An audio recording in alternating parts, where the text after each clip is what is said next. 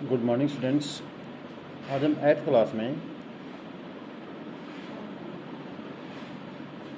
भगवान के जो डाकिए नामक जो कविता है उसके पहला पद्यांश हमने कर लिया है। दूसरा पद्यांश करते हुए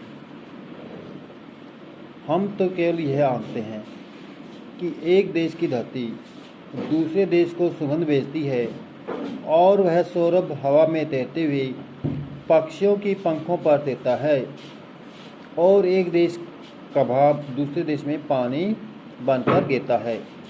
आंकते हैं,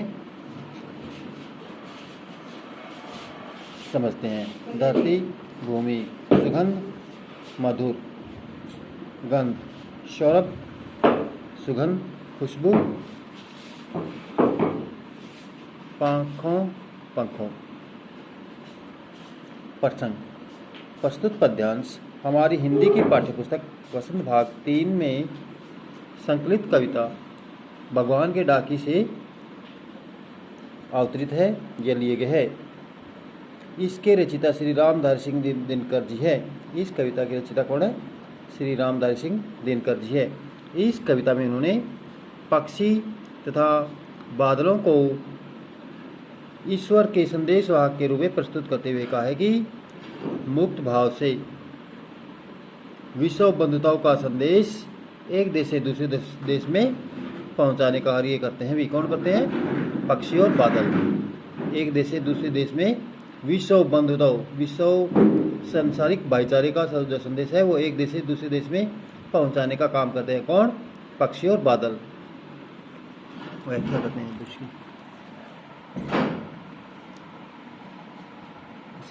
सरलार्थ में क्या है?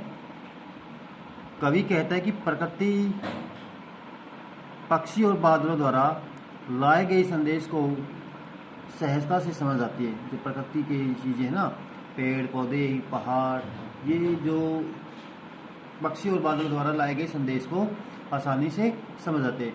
दूसरी ओर मनुष्य अपनी बुद्धि का प्रयोग करते हुए इस विषय में आंकलन करने की कोशिश करता है। जो पेड़, पक्षी और बादल है ना, जो भी संदेश लेकर आते हैं उसके विषय में आंकलन करने की कोशिश करते हैं, उसके विषय में सोच विचार करने की कोशिश तो करते हैं, लेकिन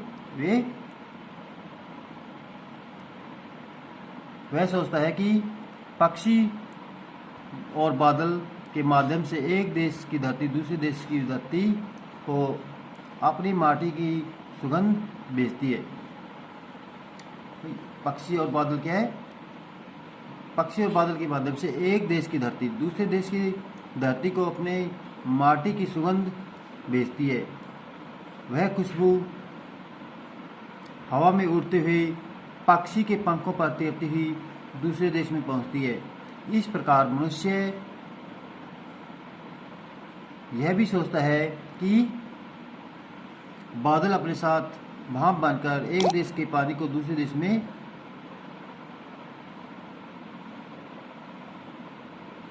लेकर जाते हैं। मनुष्य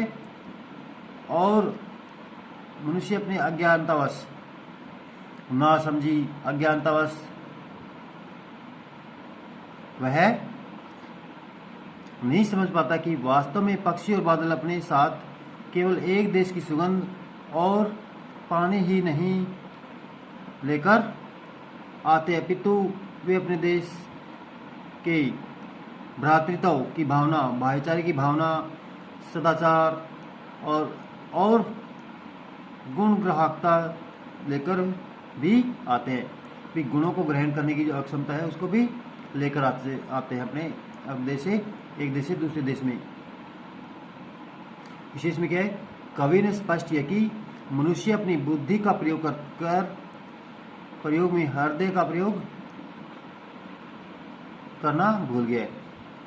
देखो, कवि ने स्पष्ट किया कि मनुष्य अपनी बुद्धि प्रयोग में हृदय का प्रयोग करना भूल गया है।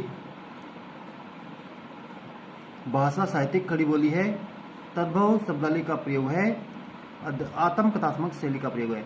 आत्म कथात्मक शैली का यहाँ पे प्रयोग किया है। इसी पद्यांश के अर्थ ग्रहण संबंधी प्रश्न भी है। मनुष्य केवल क्या आंकता है? मनुष्य केवल क्या सोचता है, आंकता है?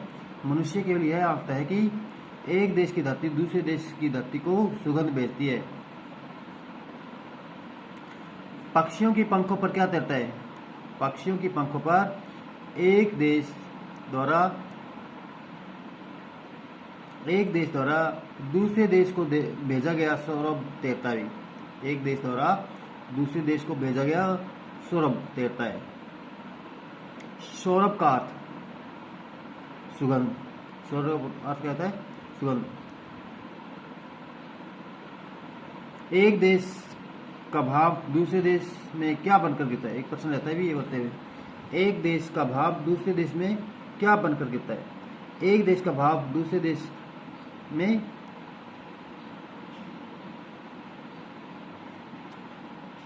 एक देश का भाव दूसरे देश में भाप बनकर गिरता है। भाप मतलब वर्षा भी के रूप में भी, पानी के रूप में भी गिरता भी।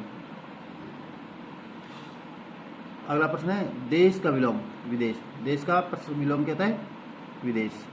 Thanks for listen, have a good day.